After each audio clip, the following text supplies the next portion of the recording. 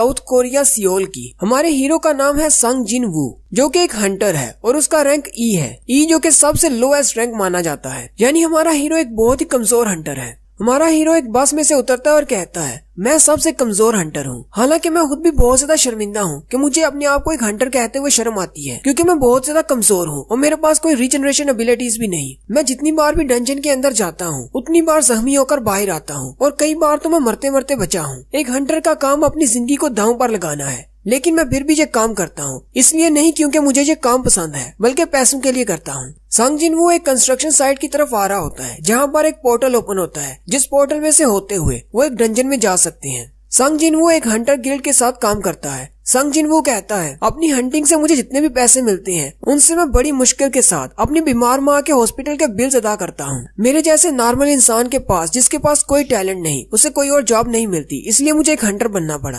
Construction site का scene दिखाते हैं। वहाँ पर एक शख्स काफी पी रहा होता है, वहीं पर उसका दोस्त भी आ जाता है। काफी पीने वाला शख्स उसे कहता है, बैक तुम तो काफी अरसे के बाद वापस आए हो, तुम तो एक हंटर नहीं बनना चाहते थे, इसलिए तुम हमारे गिल्ड को छोड़कर चले गए थे। बाक उसे कहता है, असल में मेरी बीवी प्रेग्नेंट है, हमारे यहाँ दूसरा बेटा होने वाला है, इसलिए मुझे पैसों की जरूरत थी। उसका दोस्त उसे कहता है, ज्यादा पैसे कमाने के लिए एक डंजन के अंदर जाकर हंटिंग करने से ज्यादा आसान काम और कोई भी नहीं। बाक उसे कहता है, लेकिन मैं बहुत ज्यादा परेशान हूँ, क्योंकि मैं काफी अरसे से डंजन के अंदर नहीं गया, पता नहीं मेरे स्किल्स काम करेंगे भी या नहीं, कहीं मैं सबसे पीछे न रह जाऊँ। उसी वक्त काफी वाला शख्स पीछे की तरफ देखता है तो संग जिन वो आ रहा होता है। वो उसे कहता है, तुम्हारा शुक्रिया आने के लिए। जबकि बाकी के सारे हंटर भी संग जिन वो को देखकर बहुत ज्यादा खुश होते हैं और उसे कहते हैं, तुम तो वाकई में आज भी आ गए, तुम तो बहुत ही अच्छे लड़के हो। कॉफी वाला शख्स संग जिन वो से कहता है, क्या तुमने खाना खाया? संग जिन वो से कहता है, हाँ मैंने खा लिया, मेरे बारे में इतनी फिक्र करने के लिए आपका शुक्रिया। बाक उस शख्स से पूछता है, ये लड़का कौन है? क्या ये बहुत ही एक्सपीरियंस हंटर है जो सारे लोग इसको देखकर बहुत ज्यादा खुश है?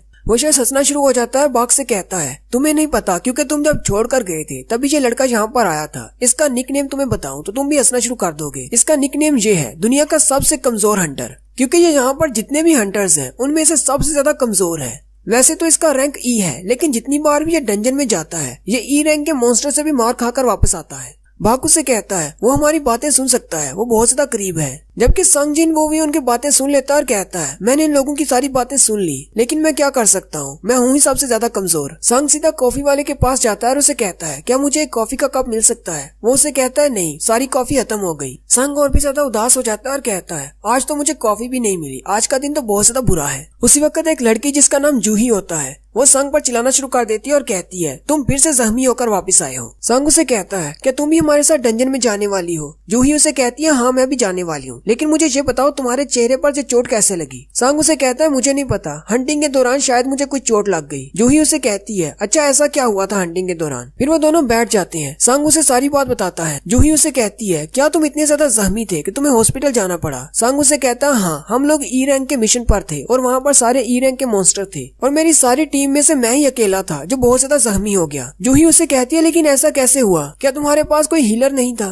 संग उसे कहता है, नहीं, असल में मेरी टीम में सारे ही मुझसे ज्यादा रैंक वाले थे, इसलिए उन्होंने अपने साथ कोई हीलर रखा ही नहीं। जूही उसे कहती है, लेकिन फिर भी उन्हें अपने पास एक हीलर तो रखना ही चाहिए। संग उसे कहता है, कोई बात नहीं, असल में वो लोग ज्यादा स्ट्रॉन्ग नहीं है, मैं ही बहुत ज्यादा कमजोर हूँ। फिर संग खड़ा हो जाता है और जूही से कहता है, मुझे लगता है कि सारी टीम डंजन के अंदर जाने वाली है, चलो हम लोग भी चलते हैं। वो सारे लोग उस पोर्टल के सामने इकट्ठे हो जाते हैं। उनकी टीम को जो शख्स लीड कर रहा होता है उसका नाम मिस्टर सॉन्ग होता है। मिस्टर सॉन्ग उनसे कहते हैं, मुझे नहीं पता कि मुझे ये सब कुछ कहना चाहिए या नहीं, मैं पता नहीं क्वालिफाइड भी हूँ या नहीं, लेकिन इस रेड के लिए मैं तुम्हारा कैप्टन हूँ। एक लीडर की तरह मैं तुम्हारी टीम को लीड करूंगा, तुम सब लोगों को मेरी बात मानना होगी। कॉफी वाला शख्स उसे कहता है, मिस्टर सॉन्ग, आपका रैंक हम सब में से ज्यादा हाई है, इसलिए आप हमारे लीडर बन सकते हैं, हमें इससे कोई मसला नहीं। बाकी के सारे लोग भी बात मान जाते हैं और कहते हैं, ठीक है, आप ही हमारे लीडर हैं। संग जिन वो भी हंसते हुए मिस्टर सॉन्ग से कहता है, डंजन में हमारा भी ख्याल रखिएगा। मिस्टर सॉन्ग उन सब से कहते हैं, चलो फिर सब लोग अंदर चलते हैं। और साथ ही वो संग जिन वो से कहते हैं, प्लीज इस बार जख्मी मत होना, बस हमारे पीछे पीछे रहना।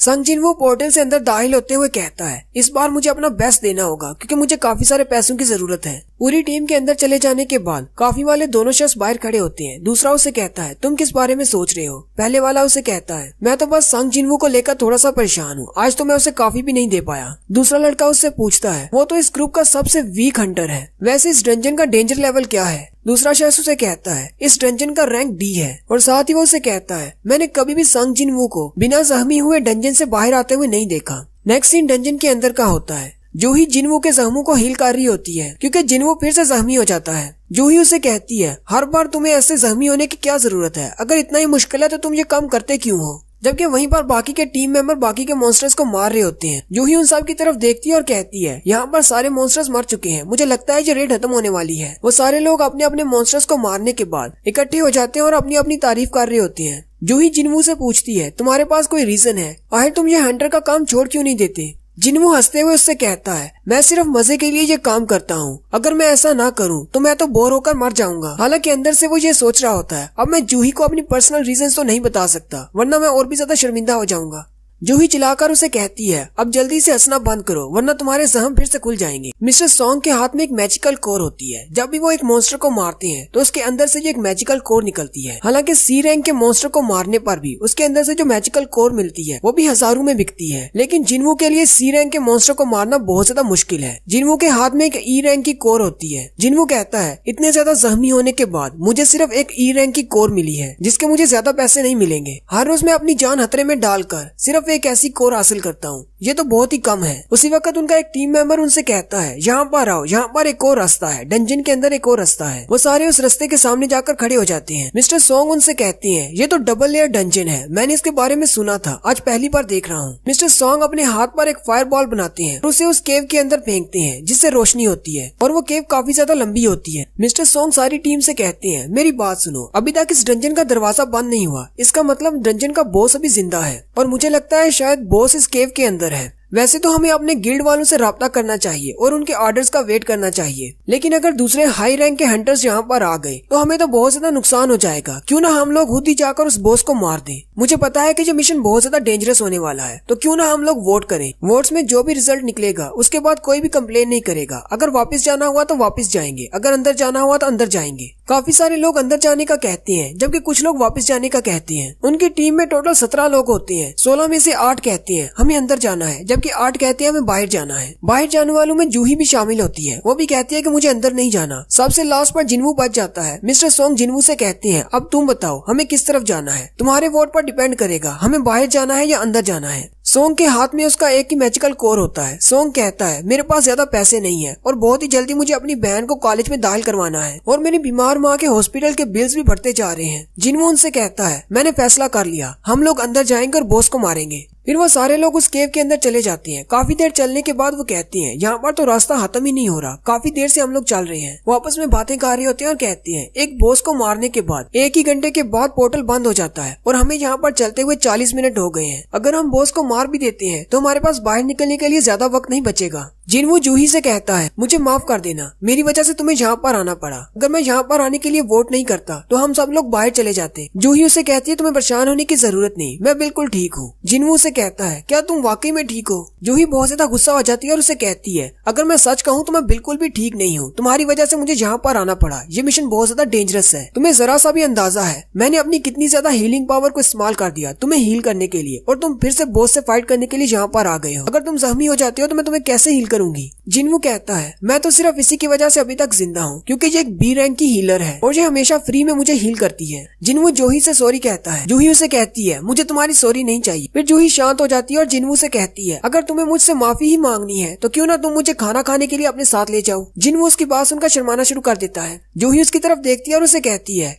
क्या तुम मेरे साथ खाना खाने के लिए नहीं जाओगे? जिनवू घबरा जाता है और उसे कहता है, नहीं ऐसी बात नहीं है, हम दोनों डंजन से बाहर जाकर जाएंगे। आखिरकार वो सब लोग चलते हुए एंड तक पहुंच जाते हैं। वहाँ पर एक बड़ा सा दरवाजा होता है। मिस्टर सॉन्ग उनसे कहते हैं, मुझे लगता है कि इस दरवाजे के पार बॉस है। वो उस दरवाजे की तरफ देखकर कहती हैं, अगर ये बॉस का रूम है तो ये इतना ज्यादा डेंजरस क्यों नहीं है? यहाँ पर तो बहुत सारे मॉन्स्टर्स होने चाहिए थे। मिस्टर सॉन्ग आगे बढ़ते हैं और दरवाजे को खोलते हुए उनसे कहते हैं, क्या तुम यहाँ पर चल कर आने के बाद खाली हाथ वापस जाना चाहोगे? मिस्टर सॉन्ग उनसे कहते हैं, मुझे लगता है कि हम लोग यहाँ पर आने वाले पहले हंटर्स हैं। अगर तुम लोगों को डर लग रहा है तो तुम लोग वापस जा सकती हो। मुझे अगर अकेले जाना पड़ा तो मैं अकेले ही अंदर चला जाऊंगा। सारी टीम वाले बातें करना शुरू कर देते हैं और कहते हैं, मिस्टर सॉन्ग सी रैंक के हंटर हैं और उनके स्किल्स भी बहुत ही अच्छे हैं, हमें उन पर भरोसा करना चाहिए। चलो सब लोग अंदर चलते हैं। मिस्टर सॉन्ग सारे दरवाजे को खोल देते हैं। फिर वो सारे लोग अंदर दाखिल हो जाते हैं। वो लोग जैसे ही अंदर दाखिल होते हैं मिसालें जलना शुरू हो जाती हैं। मिस्टर सॉन्ग उनसे कहते हैं, मैंने कभी पहले ऐसी डंजन नहीं देखी, चलो सारे फैल जाते हैं और आसपास देखते हैं कोई काम की चीज है या नहीं। यहाँ पर देखकर तो नहीं लगता कि काफी अरसे से से यहाँ पर कोई आया होगा। वहाँ पर सामने कुर्सी पर एक बड़ा सा स्टैचू होता है, जबकि इर्द गिर्द छोटे स्टैचूज होते हैं। उन स्टैचूज के हाथ में अजीब सी चीजें होती हैं, कईयों के हाथ में वेपन्स होते हैं और कईयों के हाथ में म्यूजिकल इंस्ट्रूमेंट्स। जिनवू उनको देखकर कहता है, यहाँ पर तो बहुत सारे स्टैचूज हैं, ये तो बहुत ज्यादा डरावना लग रहा है। इनको देखकर तो ऐसे लगता है जैसे ये हमें घूर रहे हों। उन सब का ध्यान सेंटर में बैठे हुए बड़े स्टैचू पर पड़ता है। वो कहते हैं ये वाला तो बहुत ही बड़ा है, कहीं ये इन सब का बॉस तो नहीं। मिस्टर सॉन्ग उनसे कहते हैं नहीं, ये बॉस नहीं हो सकता, ये तो सिर्फ एक स्टैचू है। लेकिन बाकी सारे स्टैचूज में से सिर्फ यही एक है जो बहुत बड़ा है। वो सारे एरिया को चेक करने के बाद कहते हैं यहाँ पर तो एक भी मॉन्स्टर नहीं है, ना ही कोई बॉस है, सिर्फ इन स्टैचूज के अलावा कुछ भी नहीं। उसी वक्त मिस्टर सॉन्ग की नजर एक मैजिकल सील पर पड़ती है।